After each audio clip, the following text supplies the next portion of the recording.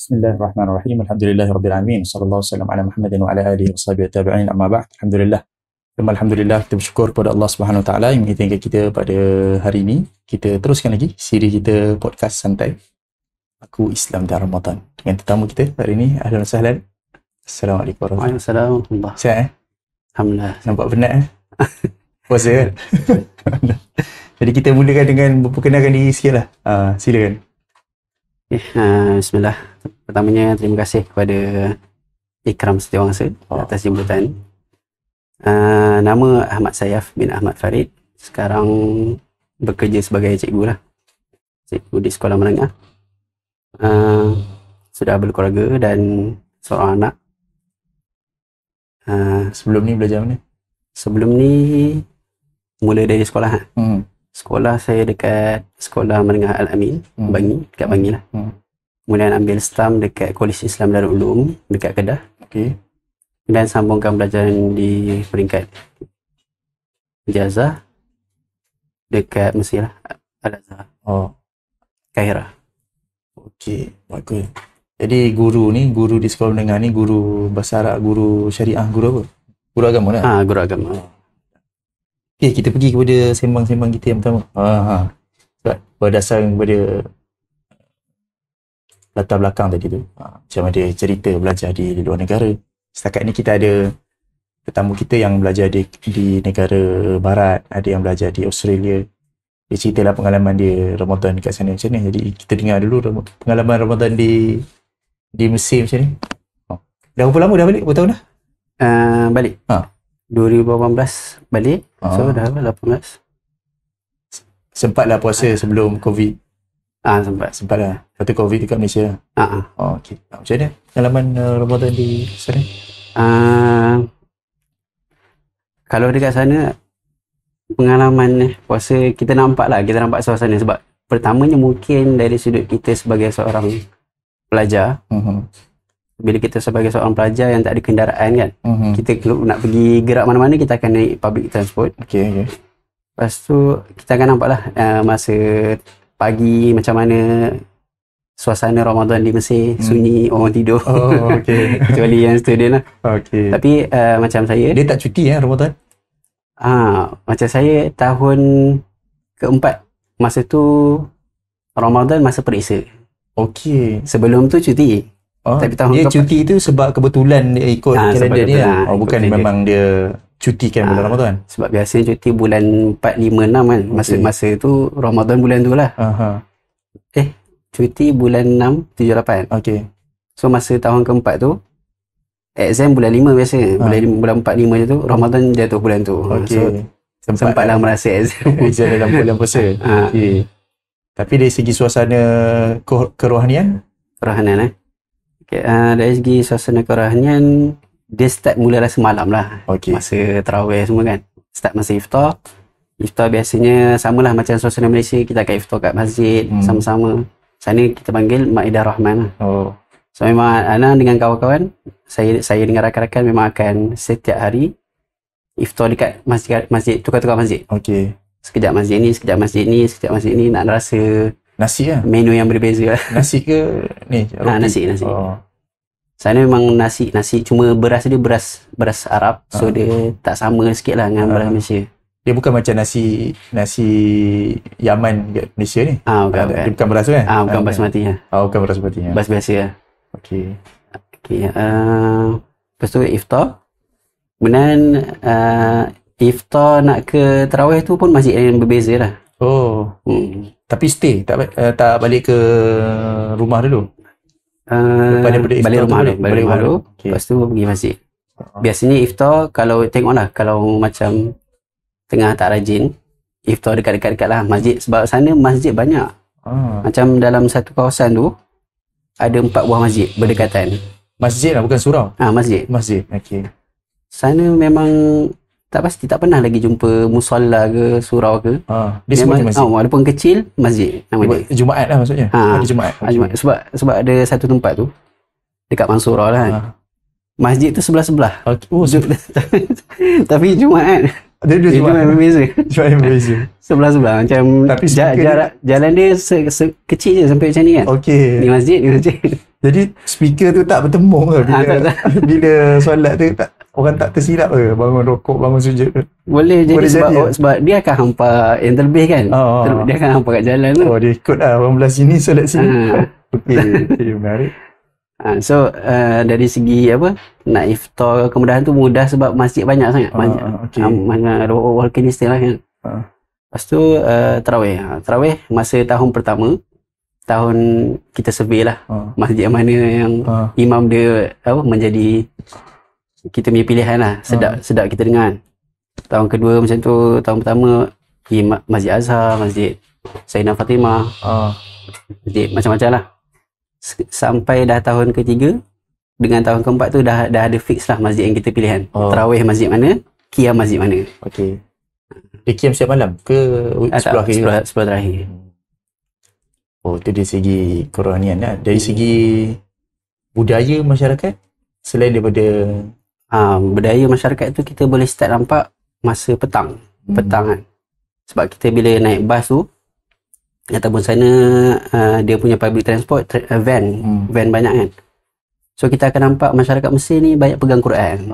So tu membina suasana lah secara tak langsung, suasana Quraniah tu kan. Kat Malaysia ni buat ni datang sini naik apa? Naik kereta. Kereta memang tak. Memang tak boleh lah. Tapi kat Malaysia pun tak naik public sangat. Kalau naik public pun orang Malaysia pun tak jarang juga pegang Quran sambil naik public ni. Orang Malaysia banyak pakai phone lah. Ada juga macam phone. Bagus lah. Itu dari segi pengalaman belajar lah. Lepas dia habis belajar, lepas dah balik ke Malaysia, mungkin sebelum pergi ke Mesir tu sempat kerja ke apa-apa ke terus selepas tu terus pergi? Jadi guru ganti. Guru ganti lah, tak lama. Berapa lama? 3 bulan lah. 3 bulan. Jadi tak adalah kata pengalaman bekerja sangat di Malaysia sebelum pergi Mesir kan? Pengalaman masa dekat Mesir nak bandingkan dengan bila dah balik Malaysia, dah settle down, dah kerja semua ni, Ramadan dia dengan Ramadan Mesir macam mana?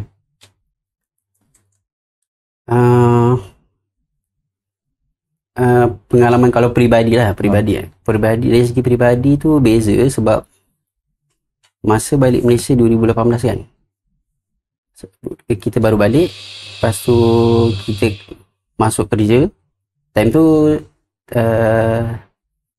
transport tak ada, sebab tak beli lagi lah kan. Lagi satu, public transport Malaysia ni dia susah sikit, dia tak capai banyak tempat. So kita terhad ke satu tempat je lah, surau utama kita. Surau taman lah. Tapi biasa kalau anak saya dekat surau taman dekat rumah mak ayah lah sebelum kahwin, memang jadi imam lah dekat surau tu. So memang satu surau je lah, tak ada ni sangat, tak ada lompat-lompat lah. Sekarang pindah-pindah. Dia tahun lepas pindah-pindah. Tahun ni dekat baru hari raya kedua, Ramadan kedua, puasa kedua kan. Dia jumpa satu surau Jumaat yang imam dia imam jemputan daripada Arab. So memang dalam wilayah ke dalam Selangor? Dalam wilayah kan? Wilayah. Sebab Selangor tak boleh.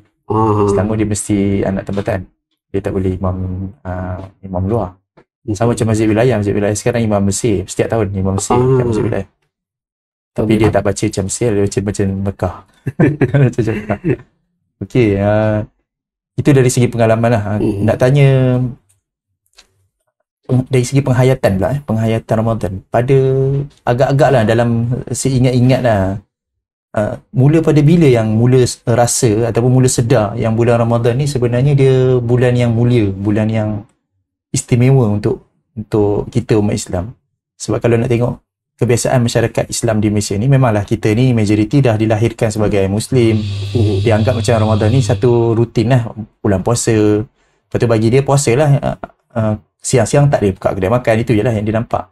Dia seolah-olah macam itu ritual tahunan semata-mata. Kalau pengalaman diri sendiri, rasa waktu bila yang mula sedar yang sebenarnya bulan Ramadan ni bulan yang istimewa bagi kita orang Islam? Macam saya, Alhamdulillah dikurniakan keluarga yang baik, keluarga yang mau buat kerja dakwah dan tarbiyah. So dengan mak lah, dia tapi walaupun mak tu usaha ni daripada kita sekolah rendah, Tapi start bermula rasa tu sekolah menengah lah. Maksud mula kita rasa penting, kita mula kejar ketakwaan, kita mula jaga qiyam kita, mula jaga tilawah kita. Itu masa ada bersama dengan keluarga lah. Selepas dah pergi belajar tu, masa keluarga dah tak ada tu, macam mana boleh meneruskan ataupun istiqomah dengan perasaan tu, kesedaran? Suasana tu lah, suasana terutamanya tarawih tu lah. Masa ni satu benda yang saya teringin juga nak tahu. Dulu belajar dekat Kidu kan, dekat sana. Berapa tahun? Ambil setahun je? Setahun lah. Tak sampai setahun lah. Tinggal sana? Tinggal sana. Sempatlah dengan, maksudnya mendapat budaya Kedah kan? Sempat dapat budaya Kedah. Kalau tengok dekat sana, Kidu ni dia ke arah pondok lah. Dia style dia macam pondok sikit. Ustaz-ustaz dia pun selalu pakai serban pondok. Dia tengok kan. Sempat puasa kat sana? Sempat puasa. Macam mana puasa kat sana? Ataupun Ramadan kat sana? Sana kalau Ramadan, kita orang sebab pelajar Kidu ni, dia macam ustaz-ustaz sana dia aktif dengan masyarakat. Contoh macam Ustaz Zainul Asri. Dia aktif dengan masyarakat. So masyarakat sana dia orang banyak panggil pelajar-pelajar sana. Sama ada bukan bulan puasa ataupun bulan puasa, panggil untuk jadi fesi. Kalau masa bulan puasa, masa tu tengah cuti tak silap bulan puasa. So masa puasa tu dia orang akan panggil camp ibadah lah. Camp ibadah untuk pelajar sekolah rendah. So jadi fesi lah, keluar jadi fesi. Ini soalan yang berkaitan dengan Islam secara umum kan. Dalam banyak-banyak lepas dah dapat pengalaman belajar masa sekolah menengah, sekolah rendah bersama dengan keluarga, lepas dah habis belajar dekat Mesir, dah balik Malaysia, kenapa memilih untuk berkhidmat ataupun kerja dengan kerja sekarang ni? Kenapa tak macam jadi orang lain ke, masuk dalam bidang keduniaan yang lain ke kan, untuk terutamanya bila dah kita panggil dah berkeluarga, dah nak kena menyara anak isteri ni, biasanya orang akan cari memilih kerjaya itu berdasarkan kepada pendapatan lah. Tengok berapa dia punya hasil, gaji sebagainya. Jadi kenapa memilih untuk jadi guru, terutamanya sekarang ni jadi guru dekat sekolah swasta? Kalau tengok nak bandingkan sekolah swasta dengan sekolah kerajaan, mestilah tak sama kan dia punya ni. Tapi kenapa memilih bidang tu, bidang masih lagi dalam kerangka pengajian Islam, kenapa memilih bidang tu? Dia bermula masa sekolah menengah lah. Sekolah menengah. Saya mula rasa semangat ataupun rasa wujudnya nak sebarkan Islam kepada masyarakat, nak bantu masyarakat beri kefahaman yang baik bila baca buku novel. Novel apa? Abdul Latif Talib. Dalam sejarah. So baca buku novel Abu Bakar, Bilal bin Rabah, Khalid bin Walid, dan saya terkesan lah dengan kisah Khalid Walid. Walaupun novel tu ada isu dia sendiri kan, kesahihan fakta dengan dia punya tokoh tambah dialog semua tu kan. Betul. Tapi dia memberi kesan lah kepada saya. So dari situ, dari start form 4, form 3 macam tu kan, saya start doa setiap waktu sujud ataupun setiap tahiyat akhir sebelum salam kan. Doa, ya Allah, Allahumma inni, mula saya doa Melayu. Ya Allah, jadikanlah dalam aku, solat doa Melayu? Dalam hati lah. Ya Allah, jadikanlah aku tenteramu seperti Khalid bin Walid. Masa setahun tu tukar jadi bahasa Arab. Sebab setahun tu dari 3 bahasa Arab sikit. Lepas tu kenapa pilih tapi memang daripada sekolah menengah tu memang nak pergi Mesir lah fikirnya. Masa baca-baca novel tu memang nak pergi Mesir lah. Ada influencer ke ataupun ada yang memberi? Tak ada. Basically ayah lah.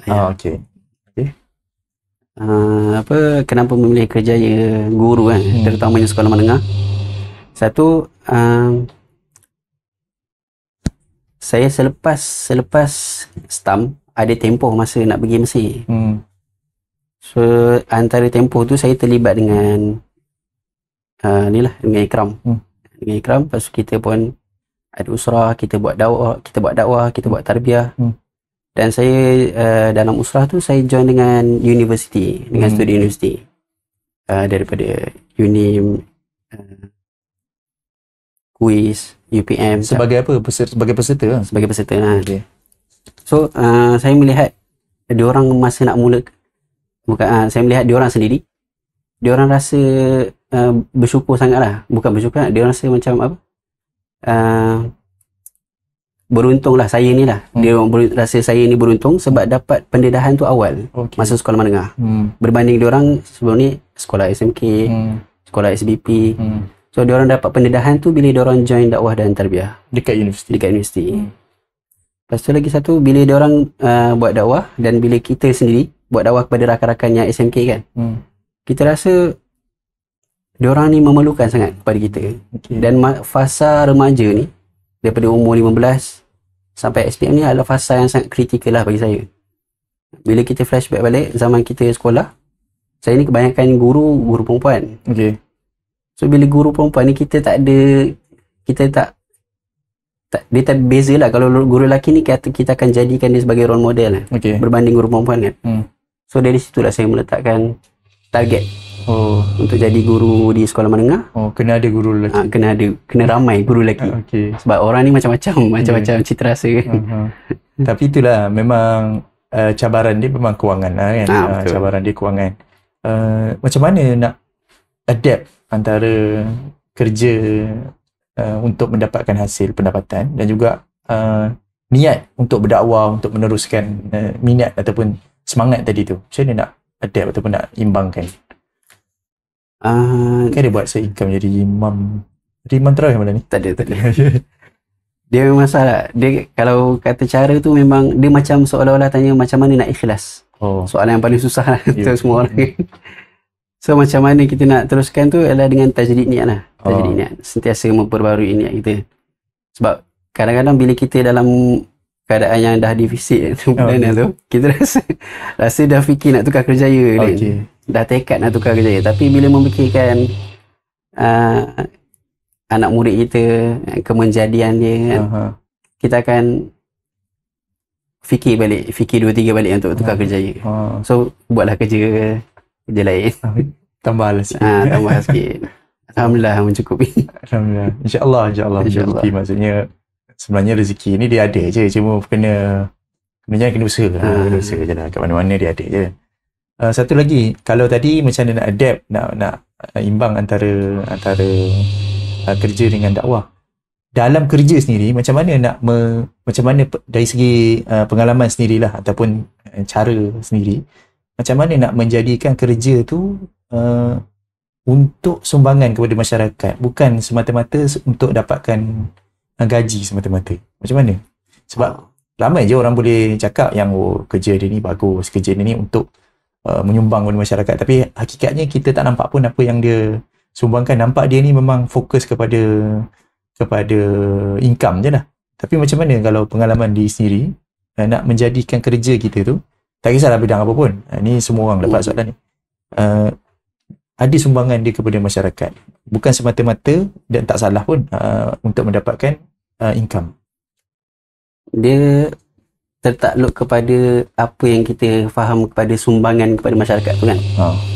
Kalau kita kata sumbangan secara general kepada masyarakat, sebenarnya semua orang walaupun dia bekerja untuk gaji, secara tak langsung dia dah menyumbang kepada masyarakat dalam sektor masing-masing lah. Kalau pendidikan, dia menyumbang dalam bidang pendidikan. Kalau apa lagi, bidang profesional, dia menyumbang dalam bidang profesional kan. Semua secara tak langsung menyumbang kan. Kalau macam, tapi kalau nak lahirkan perasaan tu, kalau kita kata nak melahirkan kesedaran yang kita ni sebenarnya tengah memberi sumbangan kepada masyarakat ni, tak kira lah secara langsung kepada masyarakat lah. Kesedaran kepada masyarakat dalam diri sendiri lah, khususnya dalam diri sendiri. Macam mana nak buat? Macam mana yang selama ni buat je mana untuk dapat rasa tu? Contoh macam saya guru. So guru ni ada kerja satu, biasa orang ingat guru ni kerja dia mengajar je lah kan. Tapi guru ni ada juga kerja pengkeranian dia. Dan kadang-kadang tak dinafikan lah, kerja pengkeranian ni kadang-kadang dia mengganggu jugalah kita punya. Tapi kalau kita tengok betul-betul sebenarnya kerja pengkeranian ni membantu dari segi penerusan kejayaan pendidikan ni. Dari segi rekod. Ataupun kalau kita pindah ke ataupun kita keluar ke, senang orang ganti kita tu nak faham kerja kita. Lepas tu so apa cara dia adalah dengan kita faham job scope kita, faham apa yang kita buat dan faham kenapa kita perlu buat benda tu. Ini tak kisahlah sebenarnya dalam kerja apa pun, kalau kita faham, kita jelas dia punya matlamat dia, objektif dia, kita jelas dia punya big picture, gambaran besar. Maksudnya kita ni satu, mungkin kita nampak kita ni kecil, tapi sebenarnya kita ni dalam satu sistem. Kalau kata dalam satu sistem pendidikan tu, pendidikan ni adalah satu benda yang besar yang mengubah ataupun memperbaiki masyarakat daripada mula kan, daripada asas, daripada kecil. Satu lagi, ini berkait dengan orang muda lah. Biasanya kalau orang muda ni dia ada lah, dia punya minat dia, dia punya hobi dia kan. Kalau Ustaz saya minat tu, dia tak fix, dia berubah-ubah. Okey. Tapi kebiasaan kebanyakan minat bersukan dengan minat seni lah. Seni tu apa? Spesifiknya apa? Berubah juga? Seni tu kalau masa sekolah menengah, saya ni minat melukis. Okey. Jarang-jarang. Lukis komik ke lukis? Lukis komik. Bukan lukis portrait orang kan? Portrait pun dia juga. Tapi komik lah kebanyakannya. Masih ada lagi ke bakat tu ke dah pudar di telan masa? Semenjak pergi Mesir tu saya dah buang dah minat tu. Tak lukis lah. Lepas tu sekarang ni kalau ada masa-masa lapang buat apa? Itulah sekarang ni belum jumpa lagi lah. Sebab dia semenjak Covid tu lah kan. Semenjak Covid tu terhad kita nak keluar bersukan tak boleh kan. Lepas tu sejak Covid tu saya kena slip disc. So bila slip disc ni dia banyak kekang kita lah untuk bersukan. Sebab kita bila bersukan dalam masa 5 ke 10 minit dah sakit. Sekarang macam mana? Sekarang alhamdulillah saya baru buat cucuk itu. Ni dalam proses sembuh lah. Tapi struggle jugalah kalau duduk lama-lama. Ni tengah sakit sikit. Kita kena habis sebab ni. Kalau tak memang ada banyak lah juga aktiviti yang boleh pergi ni kan. Tapi kalau program-program sekolah tu macam yang melibatkan fizikal, macam koku ataupun sukan kat sekolah tu, boleh lagi? Boleh, sebab kita sebagai guru kita tak buat aktiviti tu. Kita bagi arahan, kita pantau tu je lah. Boleh tahan lagi. Tapi kalau hari sukan? Sama juga. Okey lah. Ini satu yang terakhir, nasihat ataupun pesanan lah, terutamanya berkaitan dengan Ramadan. Kalau tadi sebut tentang Quran sikit kan, berkaitan dengan Quran, terutamanya kepada orang muda lah. Ramai yang tengok podcast ni biasanya orang muda, suka tengok sembang-sembang yang santai-santai dengan orang muda. Apa nasihat ataupun pesanan untuk dia, terutamanya dalam nak membahagikan masa lah, untuk puasa, untuk Ramadan, untuk ibadah? Pertamanya, kalau nasihat lah yang pada orang muda, dia nak tak nak untuk kita melekat ataupun berminat dengan Quran tu, kita kena faham dulu. Faham tu memang antara punca lah. Punca untuk kita buat perkara yang seterusnya. So kenapa kita kena memahami Al-Quran, kenapa kita kena sering baca Al-Quran, kenapa kita kena membudayakan, mengaktivitikan, melaksanakan perintah Al-Quran kan. So benda tu kena faham dulu.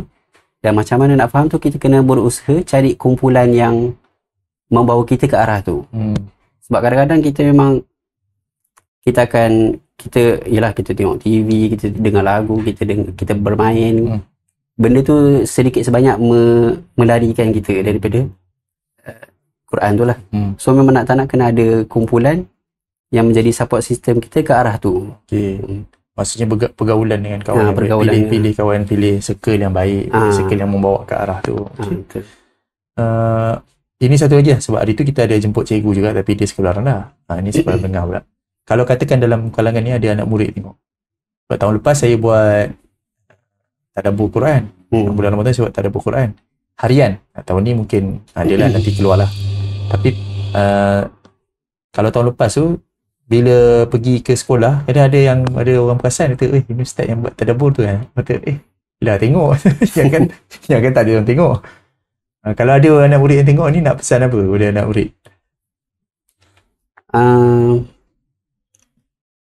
Kalau ada. Untuk anak murid, fasa remaja ni adalah fasa yang kritikal lah untuk semua orang. Fasa yang membentuk dia sebelum fasa remaja, dia kan berpindah kepada fasa universiti nanti. So fasa remaja ni fasa yang kita tak ada apa-apa tanggungjawab, sebab kita di bawah tanggungjawab ibu bapa, lepas tu kita pun dekat sekolah, kita pun transport ada. So dia adalah fasa yang sangat, kita kata free lah, free. So kalau fasa ni kita tak menggunakan dengan sebaiknya untuk kita dapatkan kefahaman, pertamanya lah kefahaman, dia akan memberi kesan kepada fasa universiti dan seterusnya fasa kerja dan fasa keluarga. So manfaatkan masa remaja ni sebaiknya dengan rapatkan diri dengan guru-guru, rapatkan diri dengan rakan-rakan yang baik, dan menjaga hubungan dengan mak ayah. Baguslah, nasihat umum lah, insyaAllah. Tapi penting sebenarnya, ramai orang yang terlepas pandang. Bukan terlepas pandang lah, dia mengambil mudah dengan umur dia ni, usia dia ni, nanti dia dah besar, nanti dia terlepas lah. Walaupun ramai orang dah nasihat, kata nanti akan menyesal lah bila dah tua ni kan, tak belajar sungguh-sungguh kan, tapi tetap akan berulang masalah yang sama. Tapi bagus nasihat yang baik. InsyaAllah itu saja kita punya sembang santai untuk sesi kali ni. Terima kasih banyak sudi menerima jemputan untuk datang ke Ikhlas Semasa ni. Satu lagi, kalau boleh kongsikan apa-apa kata-kata hikmah ataupun pengajaran ataupun ayat Quran ke yang suka dibaca, diulang-ulang, tak kisahlah bulan Ramadan ataupun di luar bulan Ramadan. Boleh satu kita buat tagline. Kalau saya secara peribadi, saya kalau contoh kita tengah down tengah down ataupun tengah lepas buat perkara yang teruk kan, saya suka baca ayat Quran yang berkaitan dengan azab. So antara surah yang saya selalu baca adalah surah Al-Qiyamah. So bila saya baca surah tu sampai sekarang pun kan, bila sampai ayat ayat apa? Kalla idza balagatit taraqi wa qila man rawan. So bila kalla idza balagatit taraqi, itu automatik kita akan rasa takut, saya akan rasa takut, akan rasa menangis.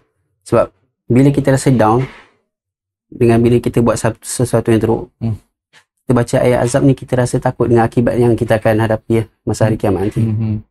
So time tu, ayat tu saya akan ulang banyak kali dalam masa sama, istighfar, berazam untuk tak buat lagi. So itulah surah yang kalau masa down memang saya akan cari surah tu. Boleh nanti insyaAllah lah kita buat satu. Nanti sampai juzuk tu kita cerita lah tentang ayat tu insyaAllah. Inspirasi daripada Muallim Sayaf. InsyaAllah. Terima kasih sekali lagi kepada Ustaz Sayaf sudi datang ke studio Ikram Semasa ni untuk disembang santai kan, ditemu lama. Minta maaf kalau ada kekurangan dan kesilapan. InsyaAllah kita jumpa lagi ataupun kita teruskan lagi dengan siri-siri yang akan datang insyaAllah. Wallahu alam. Kita tangguhkan dulu sesi kali ini dengan tasbih kafarah. Subhanakallahumma wa bihamdika asyhadu an la ilaha illa anta astaghfiruka wa atubu ilaik. Assalamualaikum warahmatullahi wabarakatuh.